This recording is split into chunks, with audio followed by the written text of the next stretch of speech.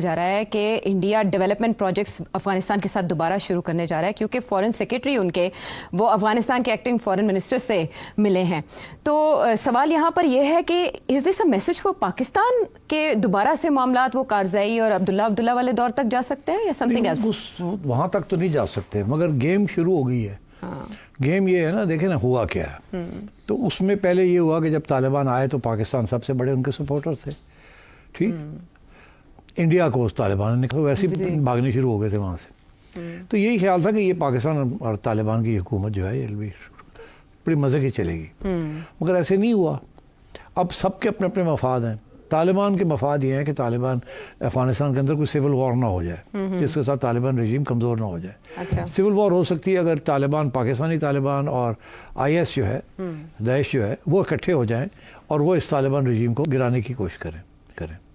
तो इसलिए ये तालिबान रजीम जो है अफ़गानिस्तान वाली, उनकी कोशिश है कि इनको अलग रखा जाए। इसलिए वो पाकिस्तानी तालिबान के ख़िलाफ़ कोई एक्शन नहीं ले रहे। हमें तकलीफ़ हो रही है बिकॉज वो तालिबान हमें अटैक कर रहे हैं और अफ़गान तालिबान हमारी बात नहीं मान रहे। हमें गुस्सा चढ़ रहा है कि यार 20 साल हमने आपको सपोर्ट किया, हमने अमेरिका से गालियाँ खाई हैं, सब कुछ किया, और आज आप हमारे साथ ये कर रहे हैं। अच्छा, उनका मसला ये है उन्होंने अपनी गवर्नमेंट को बचाना है और वो भी चाहते हैं कि पाकिस्तान को थोड़ा सा टाइट करके रखें ताकि यही ना हो कि हम उनके पपेट बन जाएं। तो उन्होंने भी अपने आप को बचाना है बिकॉज उनके अंदर भी इंटरनल थ्रेट्स हैं। तो ये सिलसिला चल रहा है। अच्छा, अब इसके अंदर हुआ ये कि अब आपने सोचा कि जी हमारी बात नहीं मानी जा रही, हमारा बड़ा नुकसान हो रहा है, हर 6-7 लोग हमारे मारे जा रहे हैं, ठीक है। उधर से चाइना के साथ हमारे तल्लुकात ख़राब हो रहे हैं, इतने बड़ी हमारी इन्वेस्टमेंट्स हैं विद चाइना, और यहाँ एक तालिबान TTP जो है वो बैठी हुई है और वो हमें आके तंग कर रही है, और उधर से बलोच इंसर्जेंट्स को भी सपोर्ट मिल रही है, उनको भी कुछ नहीं रोका जा रहा। तो हमारा तो बहुत बड़ा नुकसान हो रहा है। और दोनों जो हैं, बलोच इंसर्जेंट्स और जो TTP है, वो दोनों चाइनीज़ प्रोजेक्ट्स को अटैक कर रहे हैं, और जिसके अंदर फिर हमारी सिक्योरिटी फोर्सेस इन्वॉल्व हो जाती हैं, उनके ऊपर भी अटैक आती है। तो बड़ी सब्र के बाद समझा के ना करो, ठीक। फिर ये रेफ्यूजीज़ को निकाल दो, एक प्रेशर ग्रुप है ना ये जी, मिलियन रेफ्यूजीज़ हैं, इधर भी बैठे हुए हैं, निकालो उनको, एक इशारा था ना ये। हाँ, तो ये करो, इनको थोड़ा टाइट करो थोड़ा सा। वो टाइट नहीं हो रहे हैं, अब आपको इस बात का एहसास होना चाहिए कि वो अमेरिका के अंदर टाइट नहीं हुआ तो आप उनको टाइट कैसे कर सकते हैं? उनको तो एक रोटी चाहिए, उससे ज़्यादा उनको ज़रूरत ही नहीं किसी चीज़ की, ठीक है ना। तो वो तो गिरिला वॉरफेयर उन्होंने इतने साल की है, they are used to hardships and they don't care about the other people. तो उन्होंने जो वो कर सकते हैं वो करेंगे, you can't threaten them like this.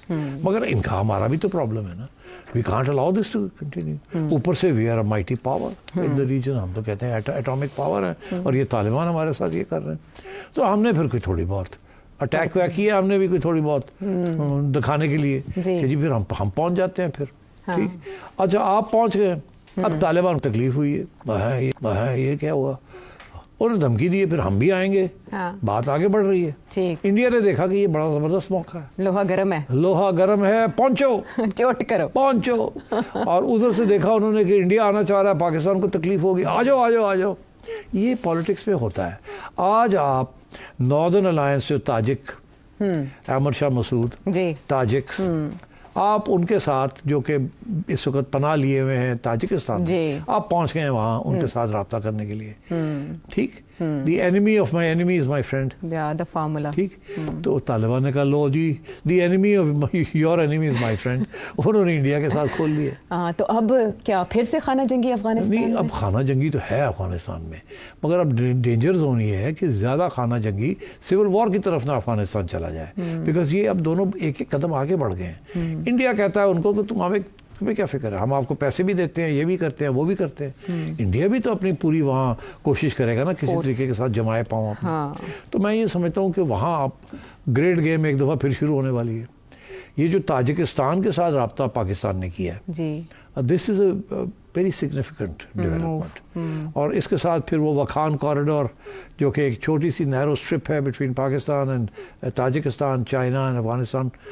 तो अगर वखान कॉरिडोर जो है वहाँ आके रेजिस्टेंस मूवमेंट बैठ जाती है तो अफगान टेरिटरी में, और वहाँ से तो they can get assistance from Tajikistan and from Pakistan and they can create, so ये मूव्स एंड काउंटर मूव्स हो रही हैं बिटवीन पाकिस्तान एंड अफगानिस्तान। ठीक, बट ताजिकिस्तान हेजिटेंट दिखाई दे रहा है, इंडियन मीडिया जो रिपोर्ट कर रहा है कोऑपरेट करने में। देखिए वो नहीं चाहेगा कि वो ड्रैग हो जाए, dragged into this conflict between Afghanistan and Pakistan, वो नहीं चाहेगा।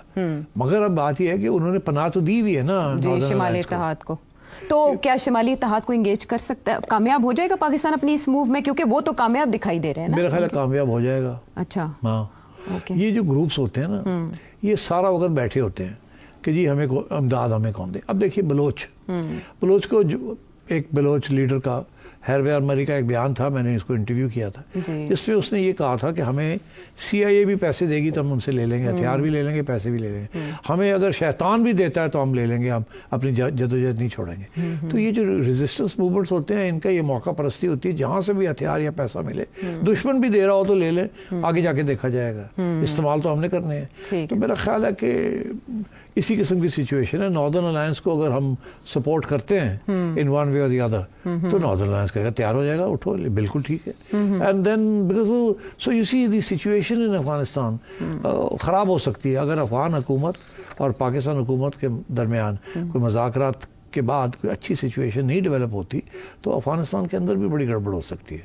अगर पाकिस्तान के अंदर अफगानिस्तान गड़बड़ कर सकता है, तो पाकिस्तान भी अफगानिस्तान के अंदर गड़बड़ कर सकता है। तो अफगानिस्तान और इंडिया मिलकर पाकिस्तान में गड़बड़ को बढ़ावा दे सकते हैं, जो ऑलरेडी हो रही है ना, यही तो रोना है कि इंडियन की कॉन्सुलेट्स भी हैं, वो भी ख़त्म नहीं हुई है अभी। इंडिया का वहाँ ऑलरेडी एक फुटप्रिंट है, डायरेक्ट एंड इनडायरेक्ट, तो यही तो हमारा कंप्लेंट है ना। अभी इंडिया मे और may not be giving assistance to the Taliban, Pakistani Taliban, but India के तो तल्लकात हैं ना विद दिस सेसेशनिस्ट मूवमेंट। तो और रियासतें भी इसमें कूद सकती हैं। अब जैसे ये सवाल बहुत इम्पोर्टेंट है कि दुबई ने क्यों मेज़बानी की इस मुलाकात को, क्यों उन्होंने फैसिलिटेट किया? नहीं, मेरा नहीं ख्याल फैसिलिटेट किया, रोक कैसे सकते हैं? तालिबान वहाँ अगर बैठे हुए हैं तो इंडियंस भी तो बैठे हुए हैं वहाँ, तो ये फैसिलिटेशन नहीं हुई। I don't think there is any facilitation, but ये है कि रोक नहीं सकते ना। Don't forget UAE and Saudi Arabia के बहुत इंपॉर्टेंट और सिग्निफिकेंट relationship है with India, even better than their relationship with Pakistan. Yes, let me tell you that. They prefer Indian workers to Pakistani workers now, and India's investment in the UAE is 20 times more than Pakistan's investment or Pakistani business investment in the UAE. So तो पाकिस्तान इन रियासतों को अफगानिस्तान तालिबान के साथ अपना conflict दूर करने के लिए क्यों नहीं इस्तेमाल कर पाया? पाकिस्तान की लेवरेज ही नहीं है, पाकिस्तान की बात सुनने के लिए कोई नहीं। आप भीख मांगने जाते हैं और फिर आप कहें यार ये ना करो वो ना करो, क्या बात कर रहे हैं? You are begging them to give you $1 billion and this that, ऐसे ही है ना। उधर से आपने UAE ने आपके वीजे बंद कर दिए, व्हाट कैन यू डू? तो आप उनको जाके कहेंगे कि इंडिया के साथ ना करें, वो कहेंगे हमारी तो सारी economy is dependent on the Indian economy, Indian work force and Indian labour and also UAE investments in India.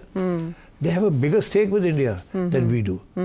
तो पाकिस्तान को अब अपनी खारिजा पॉलिसी को किस डायमेंशन में लेकर जाना होगा, क्योंकि this is the biggest threat Afghanistan की सूरत में? पाकिस्तान की foreign policy can not be independent और डायनामिक जब तक आप अपने पाँव पे नहीं खड़े। अगर आप भीख मांगेंगे अपनी सर्वाइवल के लिए तो आपकी कोई फॉरेन पॉलिसी नहीं है। फॉरेन पॉलिसी वो होती है ना जो कि कामयाब हो। तो कामयाब कैसे हो सकती है? आपके